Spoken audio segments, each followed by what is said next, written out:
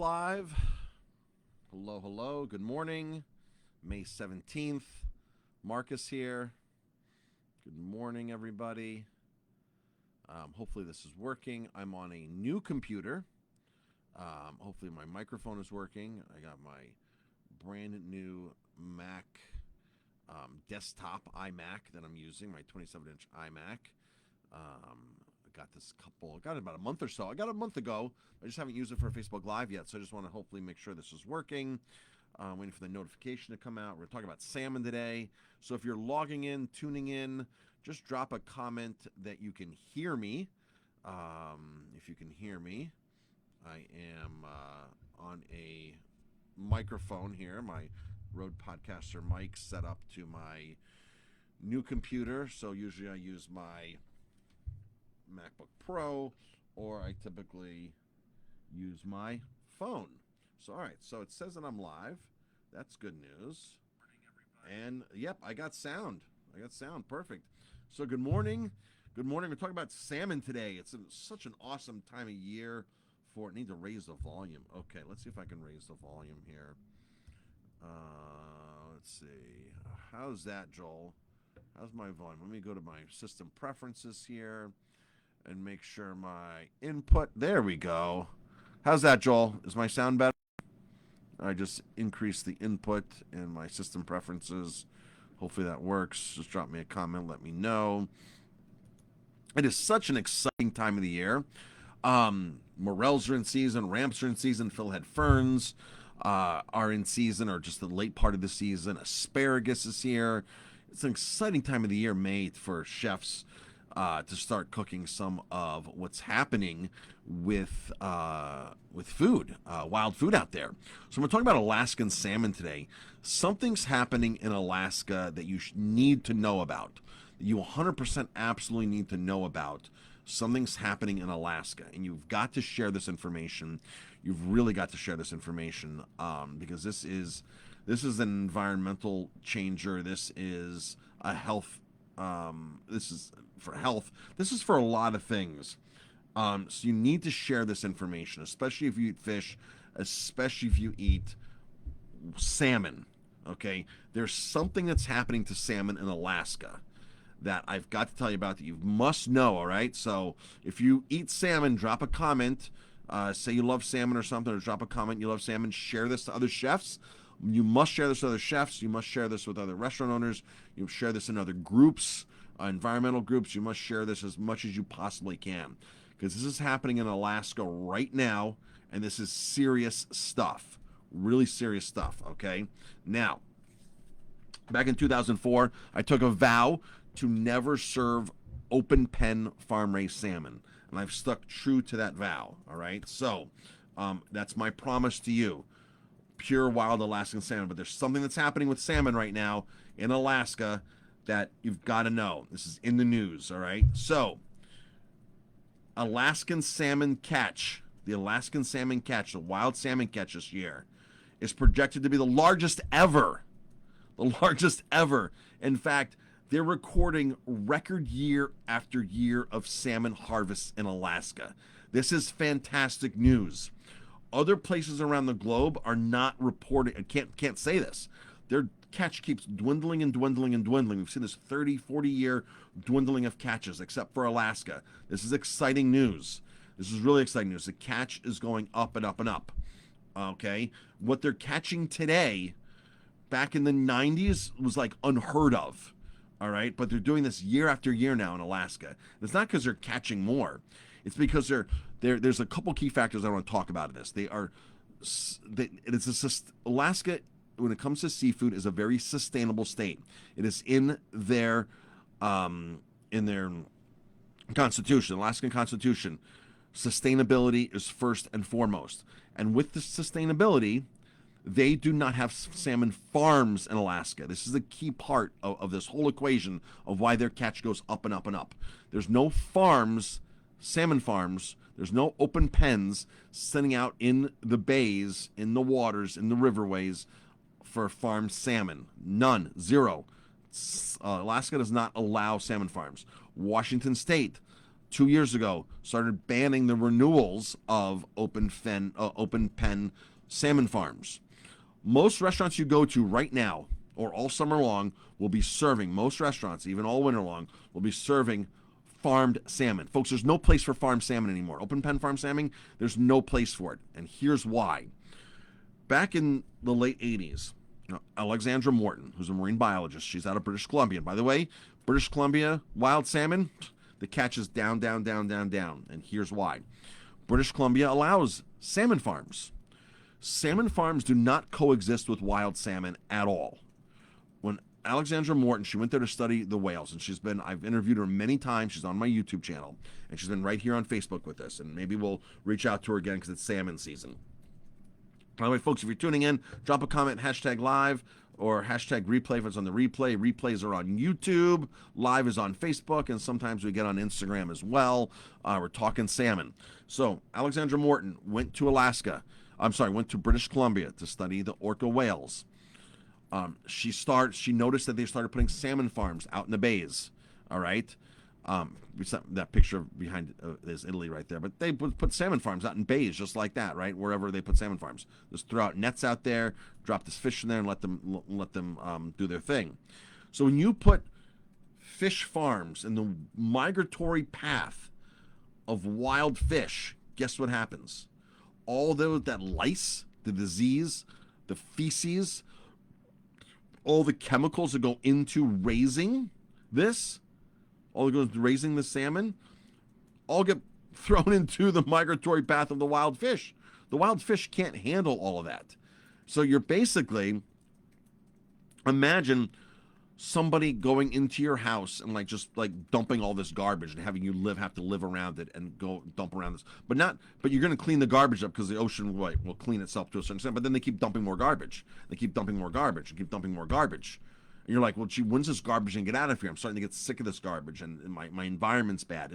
So folks, it's the goldfish in the water, right? The goldfish is sick from the water that's in the goldfish bowl. So this bay, this ocean, is the goldfish bowl, is a salmon bowl for all these wild salmon. And they just keep raising farmed salmon, pen salmon in there. Everything from this pen goes into the ocean. All of the waste, all of the disease, all of the chemicals. And this affects the wild salmon drastically. So what happens is the large salmon swim past these farms. They go up and they go into the river. They spawn. The little baby salmon fish, the fry, swim back down the river, and they go through the bay. And what happens is sea lice. Every salmon farm has sea lice. It's just what happens. You put fish that close together, you have sea lice. So the sea lice attach to the baby salmon fry.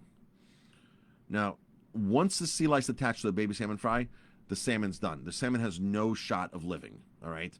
And this is why Alaska versus British Columbia, which is the same ocean, same area-ish, right, is vitally important. Salmon are a keystone species. They're a migratory species. They will start in Copper River or whatever river. They will swim out, do their sea journey, swim 2,000 miles, and swim back to the exact same spot that it spawned in, that it was born. Same spot. Salmon are an incredible species. And when I mean keystone species, there's a lot of other species that rely upon salmon. Bears rely upon them. Trees. 1,000 miles upstream, a tree is relying upon salmon. Because when the bear eats the salmon, and the bear goes to the bathroom, and the nitrogen in the bear manure fertilizes species. So there's many layers of what salmon's involved in. All right, it's just not food for us. Salmon is a keystone species. If salmon were to be decimated, we'd have major problems. And this is what's happening. The salmon is being decimated all over the globe, in British Columbia, in Maine, in all through Canada, in Norway, in Scotland, in the Faroe Islands, everywhere. Their catches keep going down and down and down again. And we knew this in the 90s. We knew this. I was reading an article this morning in Tasmania. Tasmania doesn't want salmon farms anymore. This is in New Zealand. Or Australia. Where's Tasmania? New Zealand, right? New Zealand, I think. They don't want the salmon farms. There's an outright boycott to buying the salmon. In Scotland, You go to Scotland and you're on the ocean there in the bays. You smell the stench. You talk to the locals. They don't want the salmon farms. They don't want them at all. And all these salmon farms can say is that these elitists, people that wild salmon, they don't want to promote jobs. They don't want to promote things like that. They can never defend themselves on an environmental aspect. Salmon farms, salmon companies. There's only 6 that own every single farm in Scotland. That's how it is globally. These Norwegian companies that destroyed Norway, and then the regulations tightened up a little bit, so they went anywhere they could to raise salmon. These Norwegian companies. So these salmon companies cannot defend their product when it comes to the environmental effects, the health of the fish. They cannot, the health of you, they cannot defend it whatsoever. The only thing they say is, don't you want jobs? Don't you want to support the economy? Don't you want to create growth in your community? That's the only thing that they can actually say. And it's actually wrong, because when you kill off the wild fish, there's no more salmon fishermen out there to live their livelihood and provide for their family and their community. So it's a trade-off. We can keep farming fish toxically like this, toxically in the oceans, but it's up to all of us. It's up to every single one of us to say, you know what? I don't want your Faroe Island salmon anymore, chef so-and-so or restaurant so-and-so. I don't want your Scottish salmon anymore. I don't want your Norwegian farm salmon. I don't want your Atlantic farm salmon. Stop serving it. Stop destroying our environment. Stop getting conned by these by this BS marketing from all this propaganda from these salmon farms. Stop buying cheap stuff. Step to the plate. We're ready to protect our environment and our health. I mean, if you just talk about what's in farm salmon as far as a health aspect, it's one of the world's most toxic foods, farm salmon. There's a great documentary that's on my YouTube channel. I didn't do the documentary. It's not my work, but it has over 4 or 5 million views on my channel alone. It has more views on my channel than it does on the producer's channel. So it is astonishing what goes in to raising a lot of fish. Some fish are much cleaner. Some industries are much cleaner. Some methods, like inland farm salmon, is a totally different world than open pen in the bays. Inland farm salmon, you build a building, you have pools, you put the salmon there, all the water regenerates, you filter it, and you use the same water. If there's lice, it gets filtered out. If there's germs, they get filtered out. The water keeps flowing for the salmon. So the salmon just sit there and swim in current all day long in clean water. When they go to the bathroom, it gets filtered out. The nest gets filtered out, and it goes for fertilizer. So they can complete the cycle. So inland containment, closed containment systems are the best. But most of the salmon you buy, 99% of the salmon you buy that's farmed, is all open pen farm salmon in the bays. All the toxicity, everything, all the chemicals that go into it. They shoot wildlife, they shoot seals, everything. Salmon, whales get entangled in the nets. You can go on YouTube right now and say, whales entangled in salmon farm nets, and you go and look at it. People are out there trying to rescue these whales because they're all entangled in all these nets. They're basically just dropping a frame, a pole frame, dropping nets in and throwing the salmon in there. High tide, storms come, things like that. The salmon escapes into the wild. It's bad news all around. We all need to take a stand for this. So Alaska, because they have no salmon farms, are reporting massive catches of salmon, the most ever. And Alaska monitors very closely with a quota system.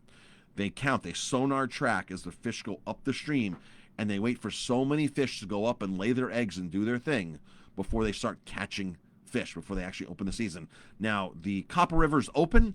Copper River Kings are open. It's a beautiful fish, very high fat content. It's the beginning of the season. These fish have been swimming for thousands of miles, bulking up to begin their journey to go into the mouth of the river and to go spawn. The unique thing about this is, because when salmon enter the mouth of the river, they stop eating. They go to spawn, they stop eating, and of course they die. And this is where the bears come in, and the bears do their thing and eat them and all this kind of stuff. So, because the salmon become weaker as they do this process. So salmon have to build up enough fat to help their journey. So they know they have to swim 300 miles with no food. They know they have to swim 1,000 miles with no food. So they pack on all this fat to have their own energy levels. their own nutrition. So this is why you buy salmon that's caught at the beginning of the river, of the mouth, or in the ocean, not salmon that's spent, that's already swam up. Sometimes you can get really inexpensive wild salmon, and this is a whole other topic. We'll talk about it later in another video. But salmon that's already started swimming, doing its thing, it's already spent its fat reserves. It's spent salmon. The natives will not eat that at all, because they know that it's not nutritionally sound and it's inferior salmon. So that's the story. Share this with chefs. Share this with other people. This is happening in Alaska. The catches are on record. This year's going to be one of the biggest catches ever in Alaska because it is a clean, sustainable state. There are no salmon farms to get in the way of the salmon. Support Alaskan Wild Salmon. Hopefully the price can come down this year. That's always a good thing. But with the price of everything's going up. And by the way, this week's $9.99 special is salmon. It is indeed salmon, $9.99. Wild Alaskan coho salmon, line caught here at Aroma Time all week for $9.99. Get involved in that. 647-3000. Jamie just brought some fresh grapefruit juice over. Thank you, Jamie. So good. I've been working in the office since 5:30 this morning. Got here early. It's 9, almost 10 o'clock right now. I'm going for a bike ride here in a few minutes. Got a lot of stuff done. I'm super excited because my manuscript is coming back on my book. I finished the last 5 chapters this morning. Got that done. The previous 5 chapters got emailed to me. I have to go and proof that. So all the chapters, all 21 chapters are done in my new book. I'm super excited about that. It's about the restaurant industry, and it's called Everybody Still Has to Eat. Success recipes for COVID, any pandemic, and beyond. All the lessons that we've learned in Aroma Time to make our restaurant successful during the pandemic. I want to share that with a bunch of other restaurant owners because all that stuff is super, super good because a lot of that stuff we're going to keep doing. And there's no reason to stop at that point. So hopefully that can help other restaurant owners expand their business. So that will be out. Hopefully in June we'll have that ready to go. And there are my other 2 books.